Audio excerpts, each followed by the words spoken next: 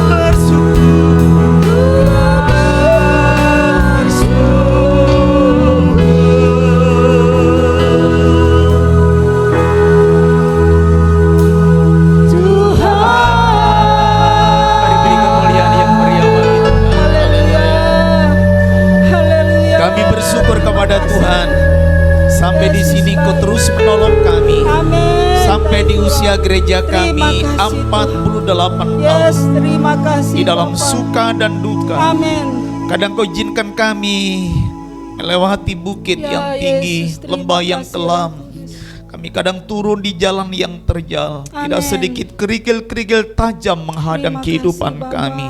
Namun kasih-Mu terus merengkuh dan melingkupi kami. Terima kasih, Terbukti Roh Kudus. kami sampai di hari ini dalam keadaan yang jauh lebih baik. Amin. Inilah new chapter bagi kami. Terima kasih, Roh Inilah Bapa baru bagi perjalanan pengembalaan dan iman GSCA di tempat Amin. ini. Haleluya. Mari Engkau lebih lagi berbicara kepada kami ya Tuhan. kasih, Bapa. Engkau mengurapi kami ya Tuhan. Sampaikan isi hati-Mu agar kami sungguh-sungguh boleh menjalani kehidupan kami Amin. dalam Haleluya. passion kami masing-masing Yes, terima yang Tuhan kasih. berikan kepada setiap kami. Terima Untuk kami kasih. terlibat di dalam pelayanan kami.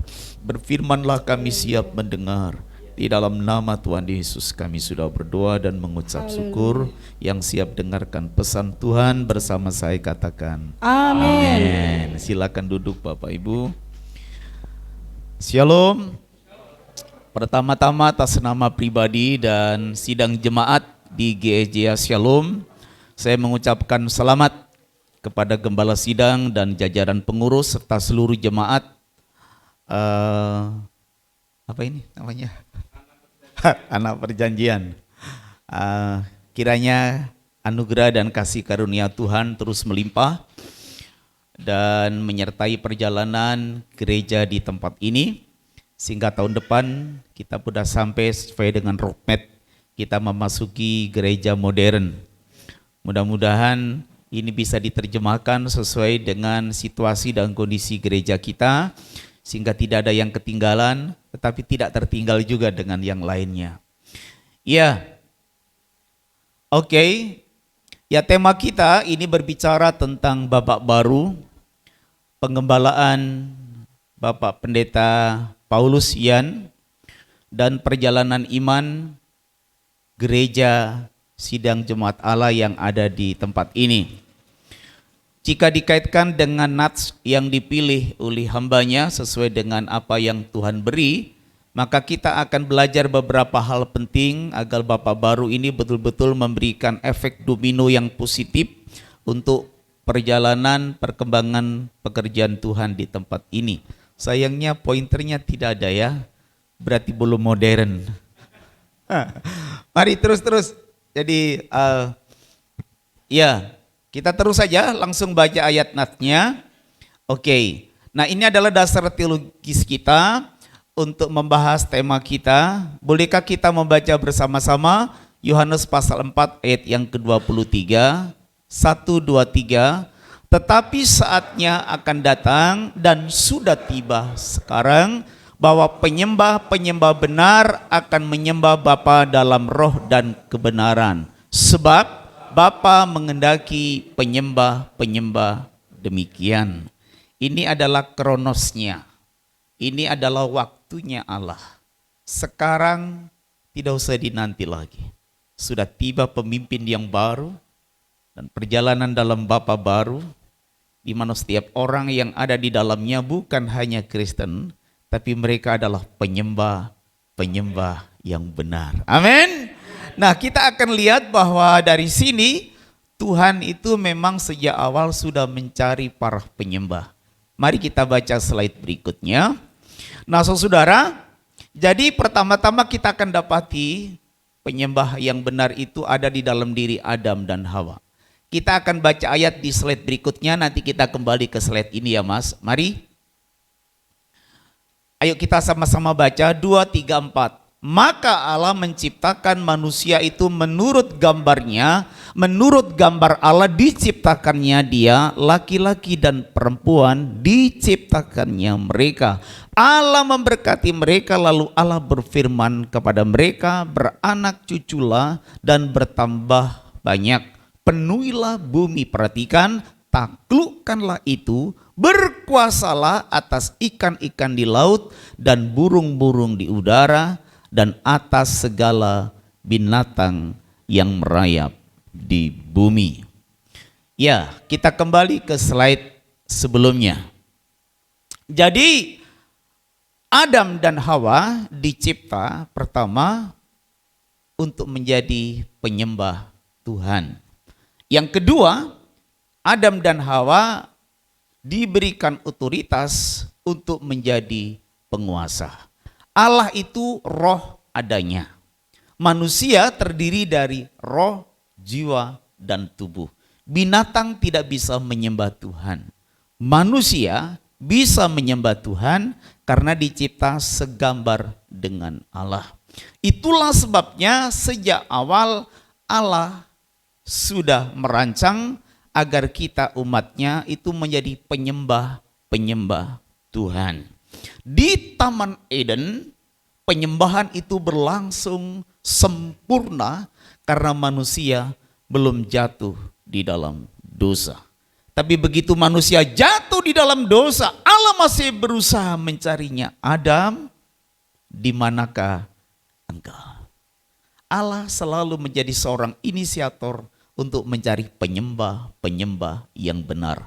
Dalam babak baru pelayanan saudara di tempat ini harus terdiri dari orang-orang yang kesukaannya menyembah Tuhan. Dan yang kedua, kita bisa melihat bahwa Allah memberikan otoritas, berkuasalah atas apa yang sudah diciptakan oleh Tuhan. Nah, begitu manusia jatuh di dalam dosa, otoritas yang diberikan Tuhan ini hilang, setidaknya jauh berkurang. Ada korelasi antara seorang penyembah dengan kuasa yang diberikan oleh Tuhan. Jadi Eden adalah tempat di mana hubungan dan otoritas itu ada.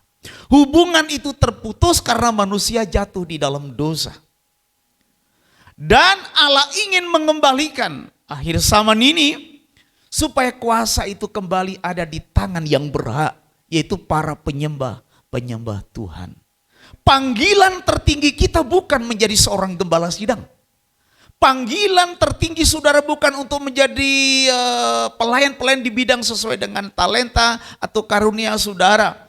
Panggilan utama dan tertinggi kita adalah membangun hubungan dengan Tuhan.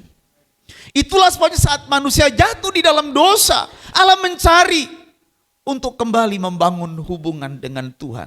Karena di dalam hubungan itu akan dikembalikan otoritas manusia. Mari kita perhatikan dua slide sesudah ini, Mas. Iya, ini saya kutip di dalam Roma pasal 5 ayat 8 dan 9, tetapi di dalam The Passion, ya. Nah, ini terjemahan yang barangkali saudara belum punya. Nah, di Jawa Timur baru saya yang punya terjemahan ini karena tidak dijual bebas. Ya. Kita lihat dalam terjemahan The Passion, saya akan bacakan. Tetapi Kristus membuktikan gairah cinta Allah yang besar kepada kita dengan mati menggantikan kita ketika kita masih terhilang dan tidak, apa itu? Oh, di sini aja ya. Oke. Di situ terputus. Tetapi Kristus membuktikan gairah cinta Allah yang besar kepada kita dengan mati menggantikan kita ketika kita masih terhilang. Perhatikan, dan tidak mengenal Allah. Dan masih ada jauh lebih banyak lagi yang bisa dikatakan tentang cintanya yang tidak berkesudahan kepada kita. Saya ingin memberitahukan kepada saudara seperti ini. Yesus memiliki gairah cinta yang luar biasa. Amin. Untuk mengembalikan orang-orang yang sudah terputus hubungannya kembali kepada Tuhan. Dan itu gairah cintanya dicurahkan, diberikan pada waktu kita masih terhilang. Pada waktu kita masih putus hubungan. Pada waktu kita masih jatuh di dalam dosa. Allah sudah memberikan gairah cintanya kepada kita. Dan saudara-saudara yang dikasihi oleh Tuhan, dengan kematiannya di kayu salib, maka cinta Allah itu menjadi tidak berkesudahan bagi saudara dan saya. Saya ingin memberitahukan, saudara harus memuji dan menyembah Tuhan. Dalam babak baru pelayanan dan perjalanan iman saudara harus diwarnai dengan gairah cinta kepada Tuhan yang luar biasa. Amin. Beri kemuliaan dulu bagi Tuhan.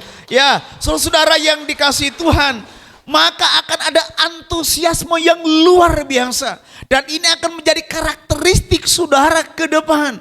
Saudara melakukan apa saja oleh karena gairah cinta yang ada di dalam Tuhan yang diberikan kepada saudara itu saudara ekspresikan. Kalau saudara melayani dengan gairah cinta, hasilnya akan menjadi luar biasa. Amin.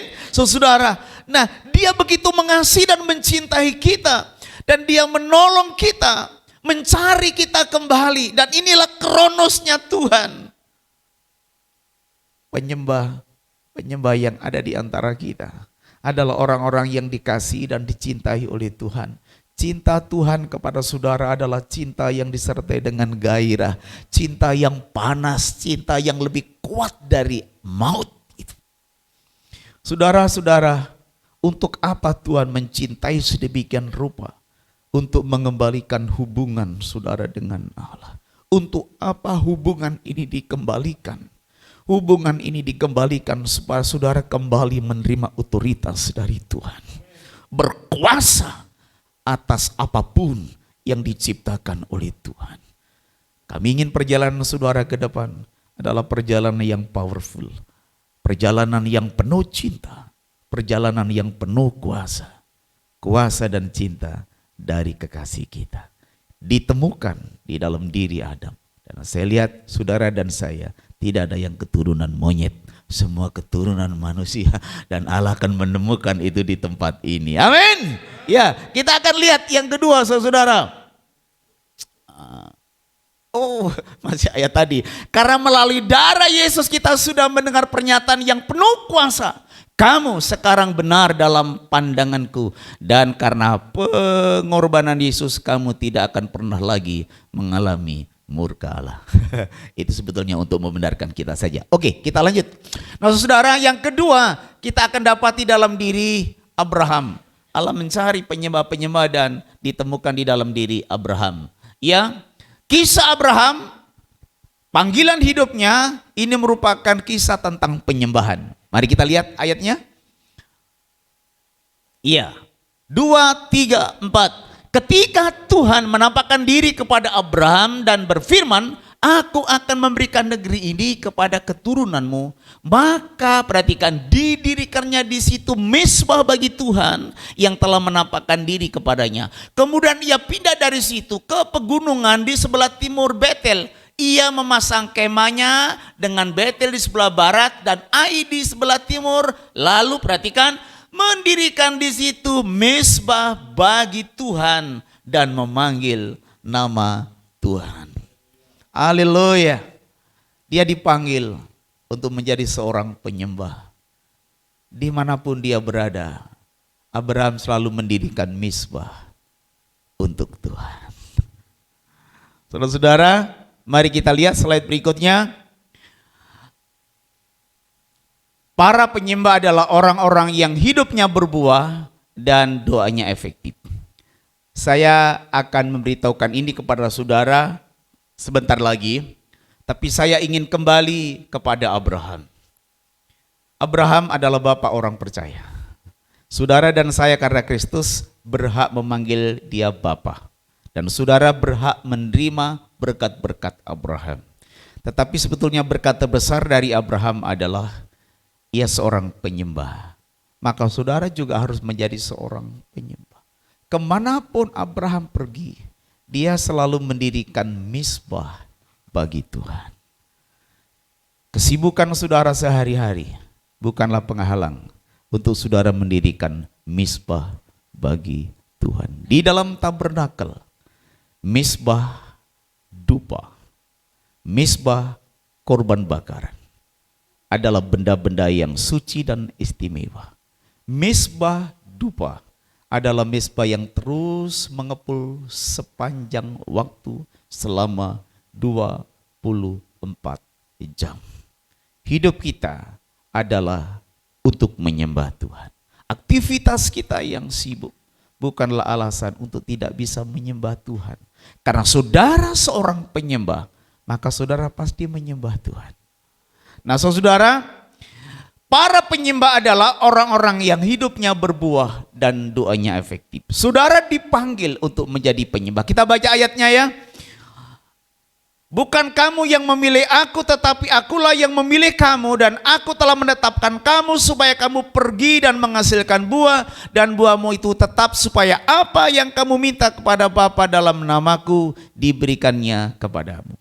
Sebagaimana Allah memanggil Abraham untuk menjadi berkat, kita pun dipanggil oleh Allah untuk menjadi berkat. Oleh sebab itu kita harus pergi, kita harus tinggalkan zona nyaman kita harus berani untuk membagi waktu terbaik kita di tengah-tengah kesibukan kita, entah sebagai apa saja, untuk kita pergi berbuat sesuatu bagi dunia ini, dan kita berbuah. Dan buah kita adalah kekal. Ini artinya kita tidak asal melakukan kegiatan supaya sibuk begitu kelihatannya ya, tapi melakukan sesuatu yang menghasilkan sesuatu.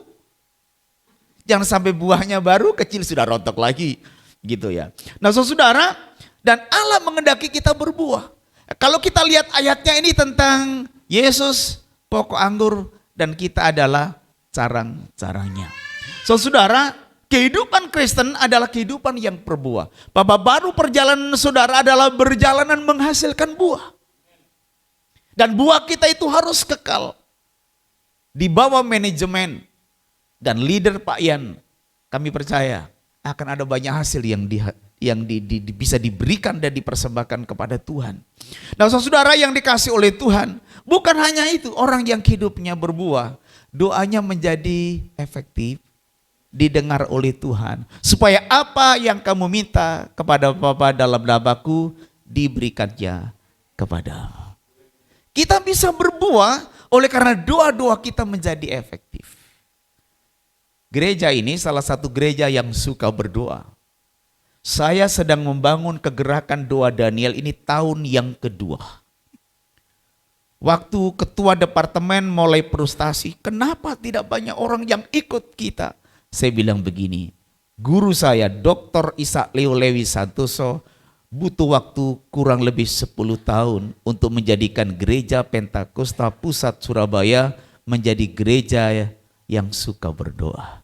Beliau berdoa 6 jam sehari dan kami muridnya 4 jam sehari. Seluruh jemaatnya suka berdoa. Dan ibadah-ibadah doa penuh dengan jiwa-jiwa. Sementara kita memang masih harus bekerja keras. Tetapi saya mengerti doa ini dahsyat.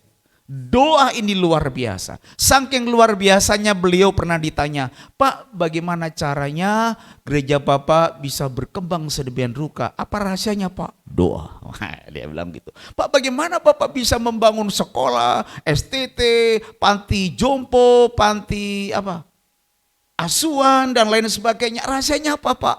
Doa, katanya begitu. Bagaimana Bapak bisa membangun GBPS yang luar biasa seluruh Indonesia? Gereja Pentakosta Pusat Surabaya ini ada tingkat 5 kalau tidak salah saudara. Kalau keluar gereja ini 2 jam Jalan Raya Arjuna itu macet total. Karena jemaatnya luar biasa banyaknya. Waktu ditanya apa rahasianya Pak? Doa.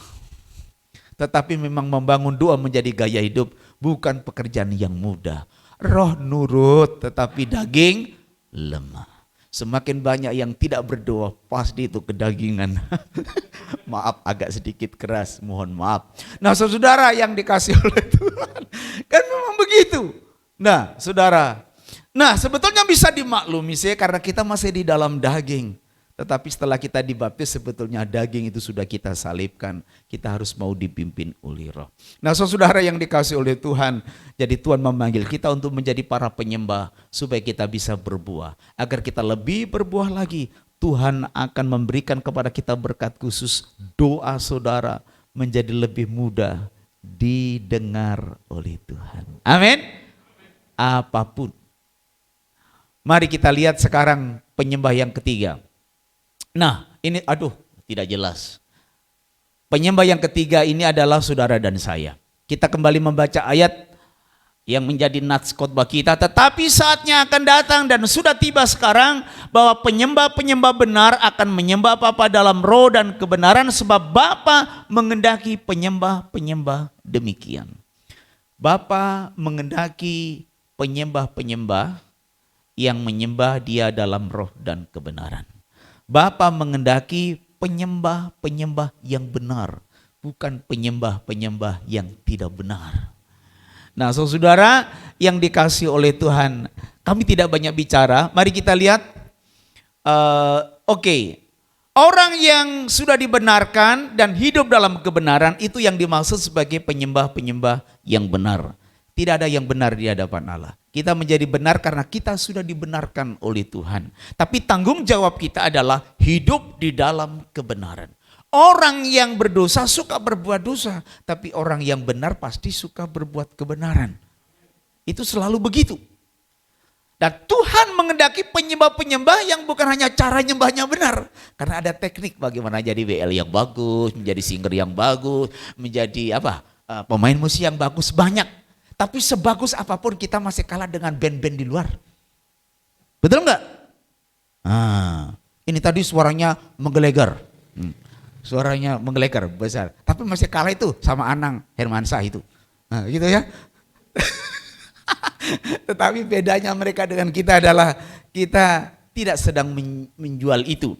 Tapi kita sedang mempersembahkan hidup kita sebagai seorang penyembah. Jadi kalau ada salah-salah sedikit Tuhan bilang tidak apa-apa lah. Yang penting hidupmu benar, salah notnya nggak apa-apa. Tadi salah-salah waktu transponir agak salah-salah. Nah tidak apa-apa. Malaikat pasti ngatur nggak apa-apa. Itu tetap ada nilai plus karena hidupnya udah benar.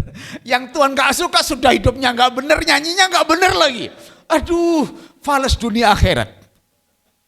Nah saudara yang dikasih oleh Tuhan. Jadi penyembah-penyembah yang benar adalah orang-orang Kristen yang sudah dibenarkan oleh Allah dan hidup di dalam kebenaran. Jadi kalau harus memilih ini antara yang pintar nyanyi dengan hidupnya benar, untuk sementara kita pilih deh yang hidupnya benar sekalipun nyanyinya tidak begitu benar. Tapi alangkah indahnya kalau benar dua-duanya. Yang dengar juga enak, malaikat juga seneng gitu loh. Ya, tapi ada kata tidak, pilihlah yang itu. Kalau yang hidupnya tidak benar, nggak diterima Tuhan, bikin susah gereja. Gitu loh ya.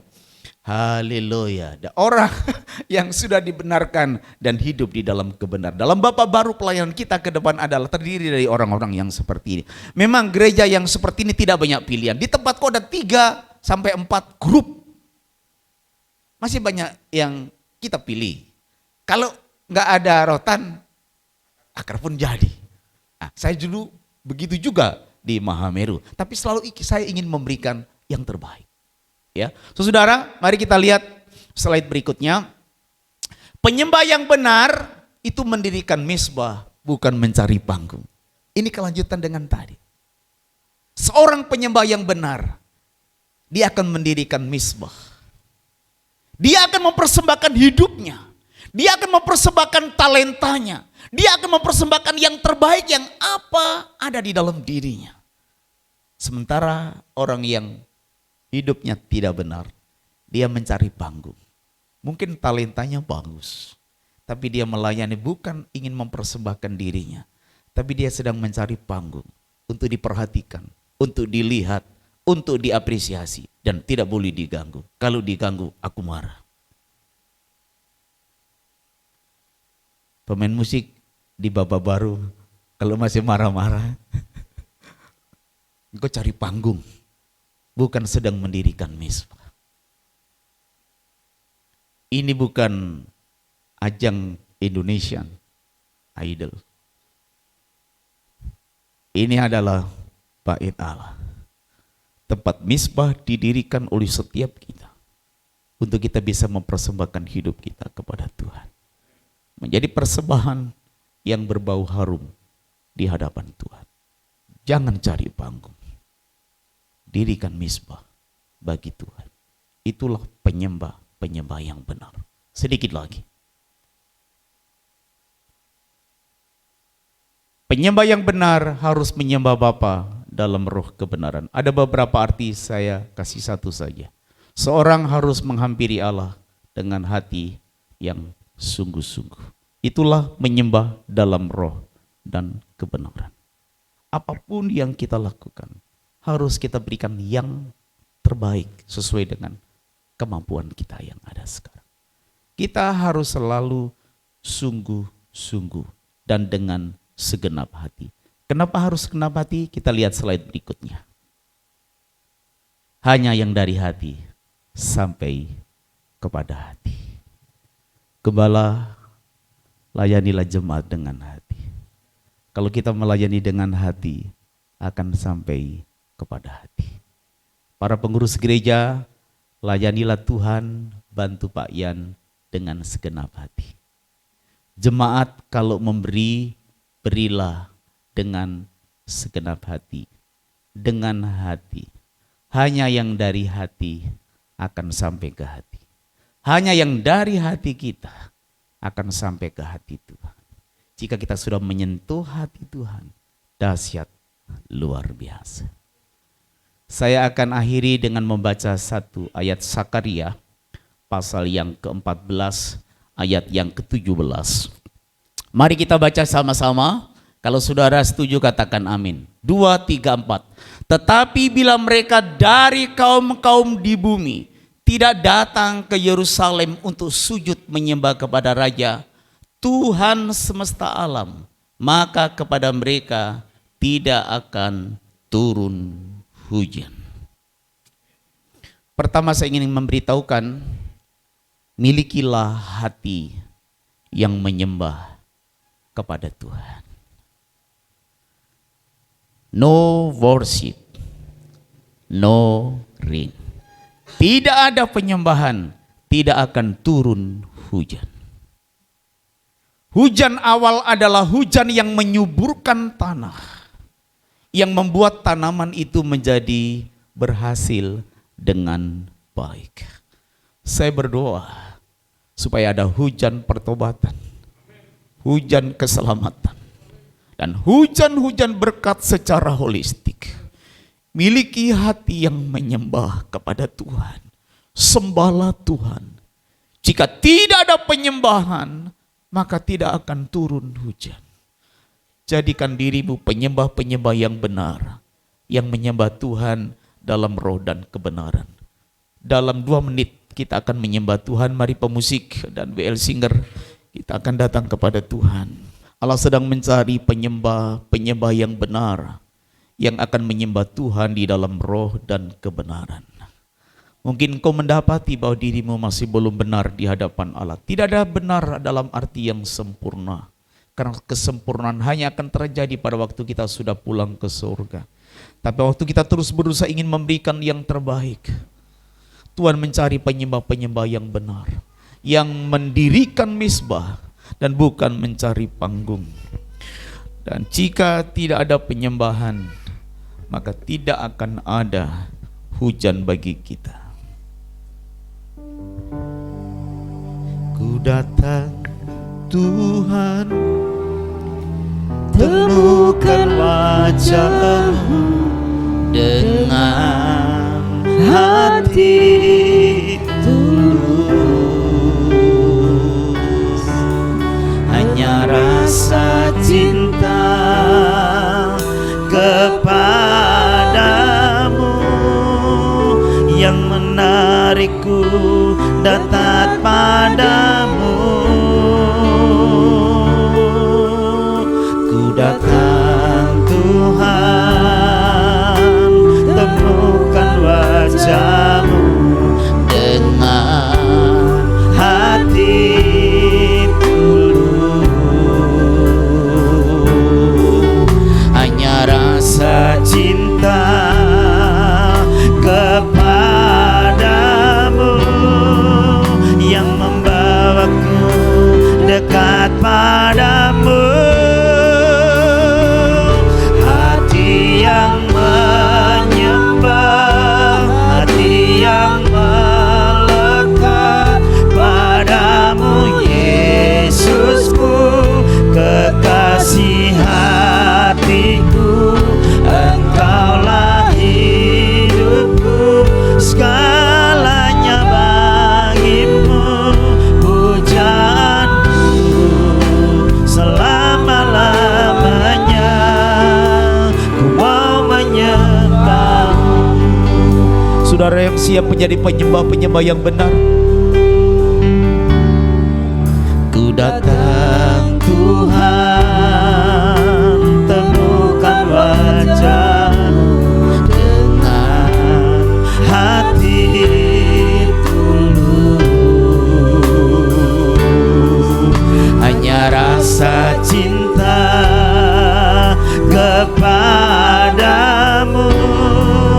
yang memelukku dekat padamu,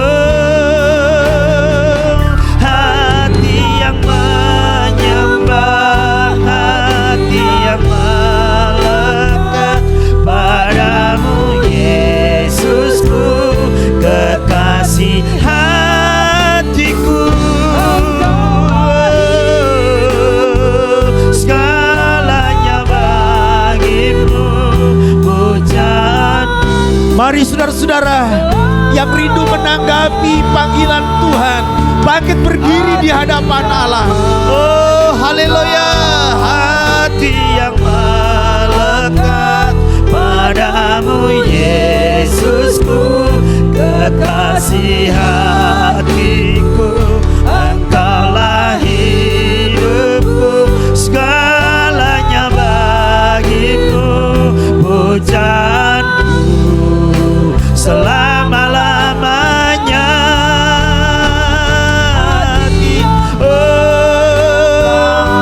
Ku rindu memenuhi panggilanmu, Yesusku, kekasih hatiku. Haleluya. Engkaulah hidupku, segalanya bagimu, pujian. Tuhan, kiranya Engkau menemukan penyembah-penyembah yang benar, yang menyembah dalam roh dan kebenaran di tempat ini. Haleluya.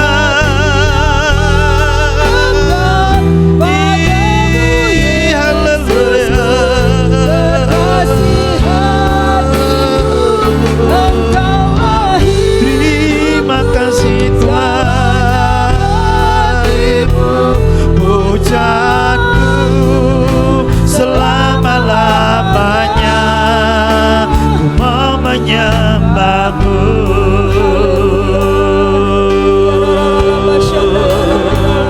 Haleluya.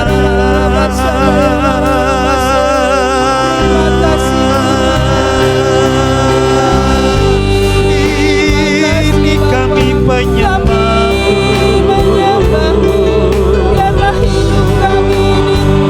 Kiralah ramana la ramana la ramaya sikina la ramana la. Ini Bapa baru bagi pelayanan kami di tempat ini. Kiranya Engkau mendapatkan di tempat ini penyembah-penyembah yang benar. Shikala ramana la ramana la ramana la ramana. Pulihkan hubunganmu dengan Allah. Jadilah orang-orang yang hidup benar di hadapan Tuhan. No worship, no rain. Jika tidak ada penyembahan, tidak akan turun hujan atasmu. Sembah Tuhan. Haleluya.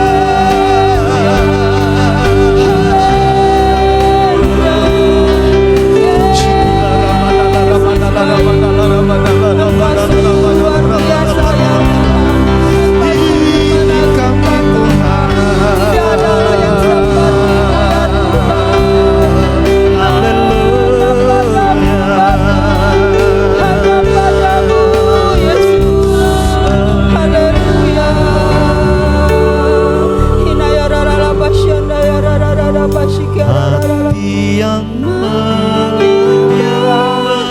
hati yang melekat padamu, Yesusku, kekasih hatiku.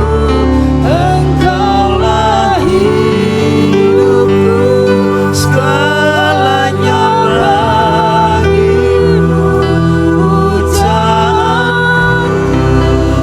selama-lamanya.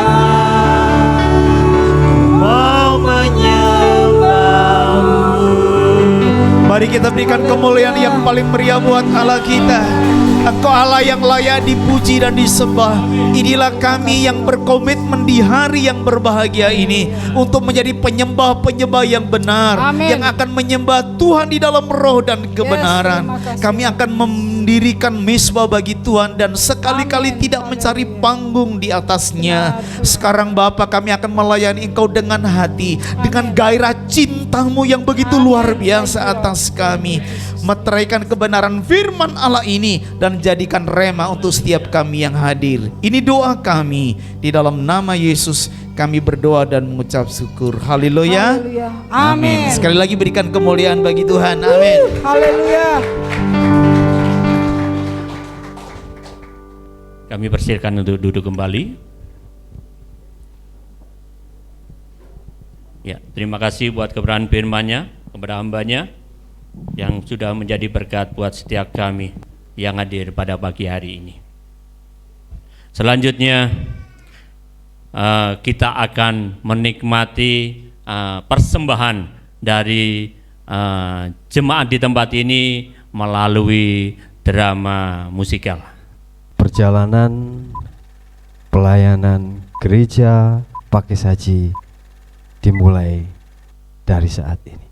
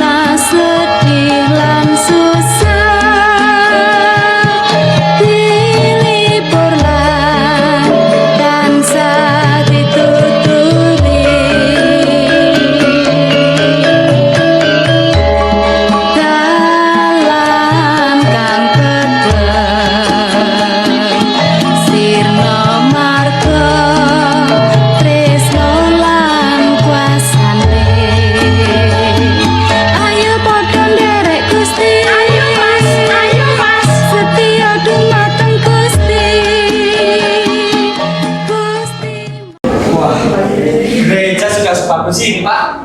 Iya. Nggak terasa sudah 48 tahun. Tambah lama tambah keren ya. Betul, betul. Ya saya baru belum ada setahun di sini. Iya. Perkembangannya sungguh luar biasa. Nah, tampilan dari depan ketika saya mau ke sini sudah luar biasa. Betul. Iya. Iya. Kita nyari tempat yang enak Pak untuk ngobrol ya. Kita ngobrol. Mumpung ketemu saya sebetulnya ada kerinduan, ada sesuatu yang saya mau tanyakan Mas. Boleh, Bambang. boleh.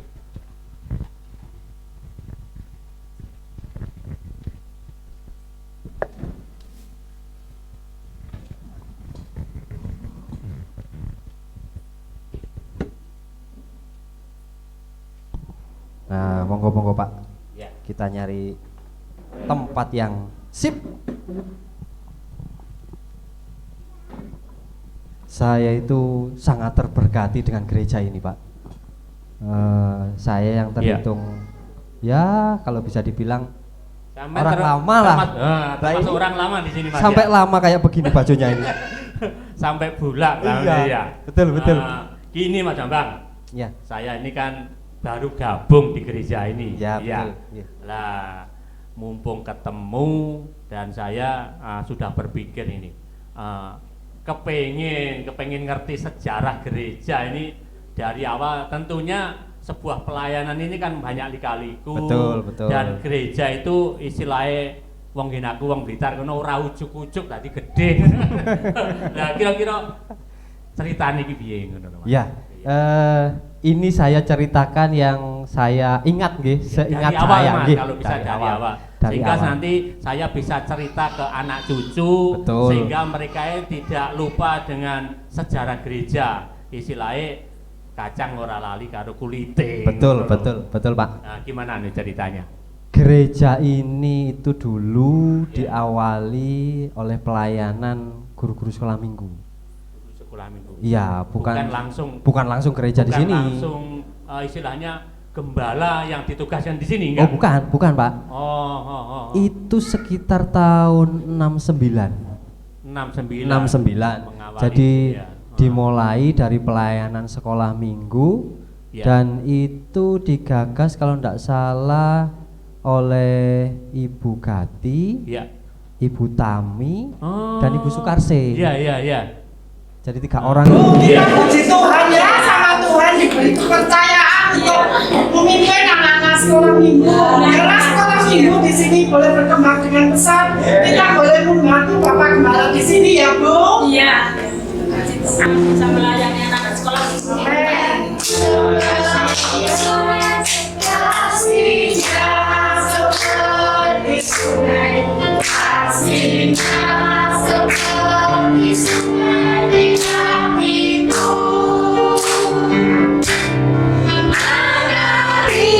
Di waktu hujan, mengalir di waktu panas, bersihnya seperti sungai di hatiku. Dan awal sekolah minggu itu tidak dari sini Pak, nggak di tempat ini. Jadi awalnya itu bukan langsung pendeta yang ditugaskan di sini, jadi penggagas pertamanya guru sekolah minggu. Iya betul. Iya. Dan lokasinya Tentunya guru sekolah minggu ini juga lulusan teologi mungkin ya. kalau itu saya kurang tahu Pak. Itu iya. kan jauh dulu sebelum mungkin saya belum lahir itu kayaknya. Tapi iya. saya tahu ceritanya. Oh gitu. Iya. Itu dimulai dari enggak di tempat ini, Iya. melainkan di seberang jalan sana. Berangkat Pulau Nembong maksudnya. Ya, sebelah para jalan. Iya. Itu kira-kira 50 meter ke dalam. Di situ ada rumah jemaat yang bisa ditempati untuk Iya, pelayanan sekolah minggu. Iya. Dan tak lama setelah itu Pindah ke sini. belum. Tenang Pak, tenang. Iya. Setelah itu pindah, tapi enggak di sini, di seberang jalan sini yang sekarang jadi ruko-ruko itu loh. Oh, ruko di sebelah sini. Iya. Mau pintu masuk. Betul. Iya. Jadi di ruko itu Ah, kira-kira 1 tahun nggak ada salah. 1 tahun di Iya, sana. heeh. Ah. Baru setelah itu perintisan di tempat ini dimulai. Iya. Maksudnya pindah ke tempat ini, Ah. lokasi gereja saat ini. sekolah minggu itu artinya mengumpulkan anak-anak Betul. untuk ibadah di hari Minggu ya. Betul, betul, Kadang orang itu tidak tahu kok ada sekolah minggu, kok ada guru sekolah minggu. Jadi sekolah minggu itu mengumpulkan anak-anak untuk ibadah di hari Minggu. Betul dinamakan sekali. sekolah minggu. Ya, Dan ya. guru-guru pembimbingnya dinamakan guru sekolah minggu Ya, akhirnya ya. ya, betul, betul. Jadi habis itu pindah di sebelah jalan sini, di Etan Nembong, Betul. terus pindah ke tempat ini. langsung ke sini. Langsung ke sini Berarti itu, 3 kali perpindahan 1, 2, ya. 3, ya 3 Nah, kali. 3 kali perpindahan. Sekitar tahun 70 akhir kalau enggak 71 itu pindah ke sini itu. Oh, iya iya iya. Terus di situ yang ditugaskan melayani di sini, maksudnya Ya. bukan sekolah minggu tadi, maksudnya pendeta yang melayani tempat ini. Oh, ditempatkan salah seorang pendeta. Itu Pak Alek. Pak Alek. Pak Alek itu. Oh, iya iya. Pak Alek itu Gereja buat Tuhan selalu manis, biar pikul salib selalu manis. Ayo kerja buat Tuhan, sungguh senang-senangi, dipanggil Tuhan selalu manis, membawa diri di ladang Tuhan saudara, serta Tuhan selalu manis, manis, manis, ikut Tuhan selalu manis. Kalau Pak Alek itu kalau biasanya nih Mas ya, kalau melihat namanya bukan orang sini ya. Kalau lihat dari namanya ya jelas bukan orang sini toh Pak. Iya. Masa orang pakai Biasanya saji namanya kan Alek. Di sini kan namanya Adi, Nah, Bambang, betul kan gitu. betul ya. Itu aslinya orang mana ya? Pak Alek itu kalau nggak salah orang Ambon. Orang Ambon. Orang Ambon. Oh, orang dari luar pulau ya? Iya, dari luar pulau yang Iya, ditugaskan iya, ke iya. sini. Terus ditugaskan dari pusat untuk pelayanan di sini. Iya, Iya. iya. Dan itu sekitar kalau nggak salah hampir 3 tahun Pak Alek di sini. 3 tahun pelayanan di Iya, sini ya. heeh. Tapi untuk perkembangannya gimana? Oh, waktu Pak Alek itu ya sangat luar biasa Pak. Oh iya? Heeh. Wong jemaat di sini banyak kok waktu Banyak? pelayanan Pak Alek itu. Kampung-kampung sini, daerah sini, terus seberang jalan sana Iya, iya. itu jemaatnya Pak Alek ada. Jadi beliau rajin mungkin di mengunjungi. samping itu belum banyak gereja mungkin ya Mas ya? Iya, betul. Kalau sekarang kan sudah banyak.